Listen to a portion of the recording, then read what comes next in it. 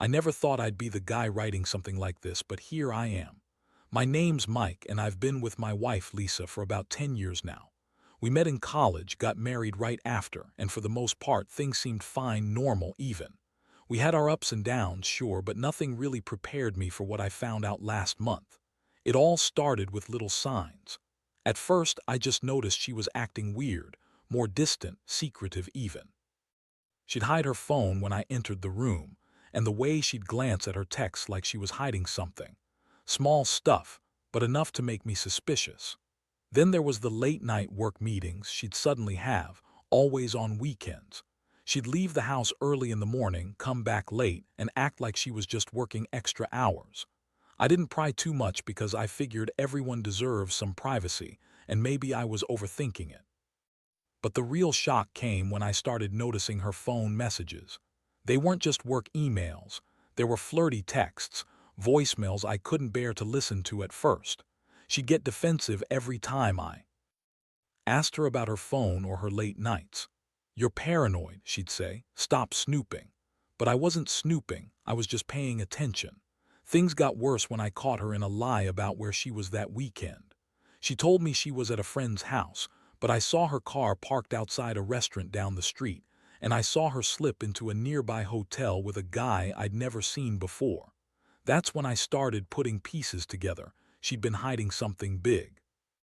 I followed her the next day just to confirm my suspicions, and what I saw nearly made me fall apart. I saw her kissing that same guy, a younger guy maybe in his late 20s. I recognized him immediately. His name's Dave, a guy she met at the military reunion we all went to last month. He was her drill sergeant in basic training, the one she constantly joked about because he was so strict. I couldn't breathe. My mind spun. All those little clues, all the time she dismissed my suspicions, they finally made sense. She was cheating on me with Dave.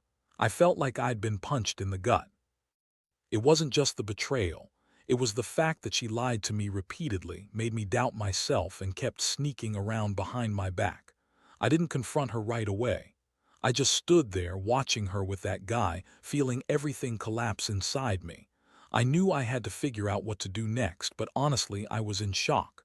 I didn't want to believe it at first, but deep down, I knew. My wife, the woman I loved, had been cheating on me with a guy I'd trusted in the army, a guy she'd admired and joked about for years. How could she do this? How did I miss all the signs? I've never felt so hurt, so stupid, so angry in my life. After seeing her with Dave that day, everything changed. I couldn't unsee what I saw, and I couldn't pretend it was just a misunderstanding or a one-time thing. It was real, it was happening, and I had to face it. I waited until she was asleep that night, heart pounding, mind racing. I kept staring at her, trying to process what I just witnessed. I felt sick, betrayed, and furious all at once. I wasn't sure what to do next, but I knew I couldn't keep pretending everything was okay. The following morning, I woke up early, my head pounding. I kept replaying that scene over and over, trying to come up with a plan. I decided I couldn't confront her right away. I needed some time to gather my thoughts, to think about what I wanted. I wanted to hurt her the way she hurt me, but I also needed to be careful. I didn't want her to find out I knew until I was ready for the big conversation, if I ever decided to have it. I started digging through her phone again, trying to find out how long this had been going on, where else she'd been sneaking around. I found more messages, more photos. She'd been seeing Dave for weeks, maybe longer. She'd even lied about going to the gym or grocery shopping when she was actually meeting him. It was all laid out in plain text, clear as day. I felt a mix of disgust and sadness. How could she do this to me? How did I miss all the signs? I kept asking myself that over and over. The worst part was that she was so good at lying. Every excuse she gave me, every story she told, it all sounded rehearsed. "It's just sex," she said once during her excuse when I confronted her. "A stupid mistake, it doesn't mean anything." Yeah, right. That's what she told me when I asked about the hotel, about Dave, about the late nights. She called me paranoid, said I was overreacting, that I was insecure. But I knew better now. I knew it was more than just sex. It was betrayal, pure and simple. And the fact that she was so dismissive, so indifferent to what I was feeling made it worse. I was furious at her, but I was also crushed. The woman I married, my best friend, had been lying to my face for months. I felt so many emotions boiling inside me: anger, sadness, betrayal, heartbreak. I wanted to scream, to break something, to make her feel the pain I was going through. I knew I couldn't keep this bottled up. I had to confront her, but I didn't want to do it right then. I needed a plan. I needed to think about how I was going to ask her what this was all about, how I was going to get some answers. I also knew that I couldn't just sweep this under the rug. This was serious. The woman I loved, the woman I trusted, was out there sleeping with her drill sergeant while I was at home, clueless. I couldn't let her get away with it. Not this time. I wanted to hurt her back, maybe even make her regret what she'd done. I didn't exactly have a master plan yet, but I knew I had to do something soon because I couldn't keep pretending everything was normal. I was done being naive, and I was done being the fool. That night I couldn't sleep. My mind kept spinning with every possible way to handle this. Part of me wanted to just pack my bags, walk out, and never look back. But another part, more stubborn, more vengeful, wanted to make her suffer the way she made me feel. I knew I couldn't just confront her blindly. I had to be smart. I had to plan carefully. So I decided to start gathering evidence. Not just the texts or the photos, but everything. I wanted proof that this wasn't some misunderstanding or a one-time slip-up. I set up a hidden recording on my phone, just in case she slipped up again or made any other incriminating comments. I also contacted a guy I knew from work, an old friend who was still in the military, and asked if he knew anything about Dave, just to be sure I wasn't missing some bigger picture. Turns out Dave was a known player, someone who'd been dishonorably discharged before, but somehow my wife, Lisa, thought he was worth risking everything for. Over the next few days, I kept my distance, watching her every move. It was like living with a stranger. She'd still lie, still deny everything, but I saw through her. I saw her trying to cover her tracks, delete messages, hide her phone. The whole time I was just waiting for her to slip up again. I wasn't in a rush to confront her yet. I wanted to catch her in the act if I could, or at least get enough evidence to back up what I knew. One afternoon, she left for some doctor's appointment, and I decided to follow her. I parked a few blocks away, kept my distance, and watched her go into that same hotel where I had seen her last time. She didn't go in alone. She was with Dave. They kissed briefly outside, then went inside. I felt that familiar tightness in my chest, anger mixed with heartbreak. It was like watching my life fall apart in real time. I snapped a few pictures on my phone, feeling dirtier than I ever had, but I knew I needed proof. I knew this was finally the moment I'd confront her with everything. When she came back home that night, I was already waiting in the living room. I didn't yell right away. I just stared at her, cold and quiet, until she finally broke the silence. "What's wrong, Mike? Why do you look like you've seen a ghost?" I took a deep breath, feeling my fists clench. "I saw you with Dave," I said bluntly. "I saw you going into that hotel with him last weekend. I have pictures, I have evidence. Tell me what the hell is going on." Her eyes widened and she immediately started lying, saying it was just old friends catching up, that I was overreacting, that I was crazy. But I cut. I showed her the pictures, laid out everything I had uncovered. Her face turned red, then pale. She tried to deny, but I wasn't buying it anymore. I'd caught her red-handed, and there was no way out of this. Her reaction was a mix of anger, defiance, and that bitchy attitude she sometimes slipped into when she thought she could manipulate her way out. "You're making a big deal out of nothing," she snapped. "It's just sex, Mike. It doesn't mean anything. You're paranoid. You're crazy." But I wasn't buying her bullshit anymore.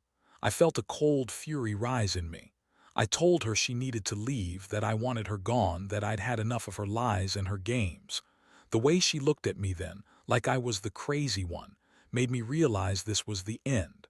I wasn't going to let her destroy what we had, not without a fight. The emotional roller coaster hit its peak that night. I was angry, devastated, humiliated, but more than anything, I felt like I'd been betrayed by the woman I loved. I didn't sleep that night, just sat there staring at the wall, replaying everything: The lies, the betrayal, the moments I missed. I wondered how I'd ever trust her again or if I even wanted to. The pain was sharp, but beneath it all was a strange sense of clarity. I couldn't keep pretending this was just a mistake. It was something much darker, something I had to confront head-on. The next morning, I knew I had to make a decision. I woke up feeling like I'd been hit by a truck, but also with an odd sense of relief. Finally, I had the truth out in the open. I told her she needed to get out and stay away. She threw a tantrum, calling me paranoid and crazy, saying I was overreacting because I couldn't handle her. She looked at me with that bitchy smirk like she thought she'd won, like somehow she was the victim. But I wasn't falling for it anymore. I was done being manipulated, done being lied to. She grabbed her purse, snapped her heels on, and stormed out. She said she'd be back to talk, but I knew she was just trying to buy time. I didn't want to listen to her excuses. I spent the rest of the day cleaning out her things, packing her stuff into boxes. It felt surreal, like I was in someone else's nightmare. I kept telling myself I deserved better, that I shouldn't have let myself get so blindsided. While she was gone, I started thinking about what I wanted next. I was angry, yes, but I also felt a strange sense of clarity. I realized that all the years I'd given her, all the trust I'd placed in her, had been a kind of mistake. I was a good guy, but maybe I'd been too naive. I let her walk all over me, and for what? For the sake of keeping a marriage that was already broken. That day, I decided I wasn't going to be a pushover anymore. I was going to take control. I contacted a divorce lawyer that afternoon, and she confirmed I had a solid case. I knew I had to protect myself, especially since Lisa was the kind of person who'd try to spin things, manipulate the situation, and maybe even try to come back and guilt me into taking her back. But I wasn't interested in that anymore. I was done with her. Lies, her bitchy attitude, and her messing around with Dave. Honestly, part of me felt numb, like I'd been punched again, only this time in my pride. But I also felt a strange sense of relief. I'd finally peeled back the curtain and saw the truth. That night I sat alone in the house, going through the photos and messages I'd collected. I kept asking myself how I didn't see it sooner, how I missed all the signs. I felt stupid, yeah, but mostly I felt betrayed. That woman, the woman I loved, the woman I married, had been cheating on me with her drill sergeant from basic training, someone she joked about, always laughing at how strict he was. She had lied to my face for months, and I didn't even realize it until it was almost too late. I realized I'd been putting her on a pedestal for so long that I never saw her for who she really was. And now I was left with this huge mess. I don't know what her plans are now, but I know I need to move on. I can't stay clinging to a marriage filled with lies. I need to rebuild, to find someone who values honesty and respect, not someone who cheats with her old drill sergeant. That's the harsh truth I had to face. It hurts like hell, but I guess it's better to know now than to keep living in a fantasy. The days that followed were a blur of legal meetings, packing, and trying to piece my life back together. I'd never been the kind of guy to let emotions rule me, but this time it was different. I felt angry and betrayed, sure, but underneath that, there was this crushing sense of loss. I kept asking myself what I did wrong, how I missed all the signs. Was I blind? Was I just too stupid to see that she was capable of this? Every time I looked at her side of the closet or saw her empty spot on the couch, it hit me again. She was gone. She was really gone, and I was left picking up the pieces. I started reflecting on her personality, how she'd been so bitchy and dismissive lately, like she already knew she was planning her escape. She'd always been a little manipulative, but I never thought she'd do something like this. Honestly, I'd always thought she was just a bit high maintenance, bitchy sometimes, but in a way that was part of her charm. Turns out, that attitude was just her hiding her true colors. I realized I'd probably been so caught up in the routine and her surface charm that I missed her real self. Maybe she was never really committed to us. Maybe she only stayed because it was easier or because she liked the stability I provided. I won't lie. I felt sick every time I remembered seeing her with Dave. That image haunted me, her lips on his, her hands in his hair, the way she looked so relaxed and happy. It was a slap in the face knowing I'd been so blind. I wanted to scream at her, tell her she destroyed everything we had, but I knew that wouldn't help. I had to keep my dignity, even if I was burning inside. Honestly, I wanted to make her regret everything, but I also knew she probably didn't care. That realization stung worse than anything.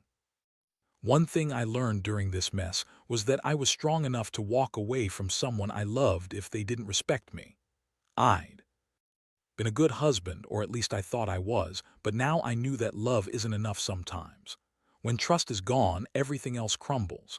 I started focusing on myself, working out, reconnecting with friends, trying to stay busy. I didn't want to be the guy who gets completely broken by a betrayal. I wanted to rebuild myself piece by piece. The funny thing is, I kept going over that reunion weekend. All the times Lisa disappeared with Dave, how she kept lying to me about where she was. I realized she'd been planning this for a while, probably even before the reunion. That bitchy attitude, the secretive texts, she was just waiting for the right moment. And when I finally caught her, she tried to act innocent, like I was overreacting. But I knew better now. I saw through her. I saw the lie, the deception, the betrayal. It's a bitter pill to swallow, but honestly, I feel a bit freer knowing the truth. Now I'm just trying to get my head straight, keep my emotions from spiraling.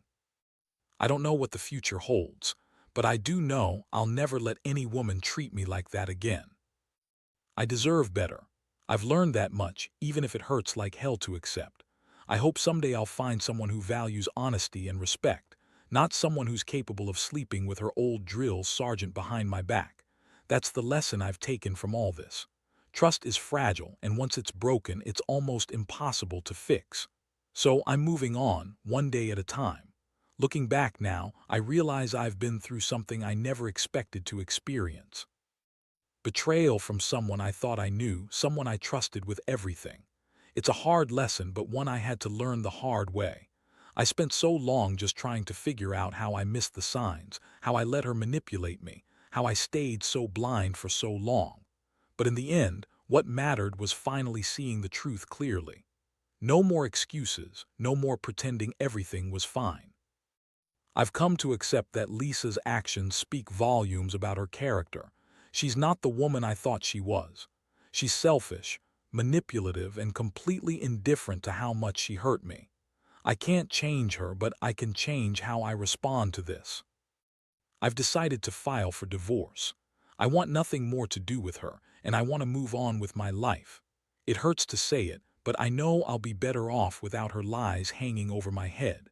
This experience has taught me a lot about trust, about myself, and about what I deserve. I've learned that sometimes love isn't enough, that people reveal their true colors when they think no one is looking. I also learned that revenge isn't always the answer, but sometimes taking control and walking away is the best thing you can do for yourself. I don't wish her ill, but I do wish I'd seen her for who she truly was sooner. So here's what I want to tell anyone out there reading this. If you suspect your partner is up to something, don't ignore your instincts. Don't let yourself be the fool. Dig deeper, get your proof, and don't let anyone take advantage of your trust. Because once it's gone, it's almost impossible to get back, and the pain of betrayal is something you carry with you for a long time. But you also learn to grow stronger from it. I'm not perfect, and I probably still feel the sting every now and then. But I'm determined to rebuild my life, to trust again in a healthy way, and to learn from what's happened. I hope someday I find someone who values honesty, respect, and loyalty, not someone who cheats with her drill sergeant. For now, I'll focus on healing, on moving forward, and on never letting myself be so blind again. Because at the end of the day, I deserve better than what I got. And I'm finally starting to believe that.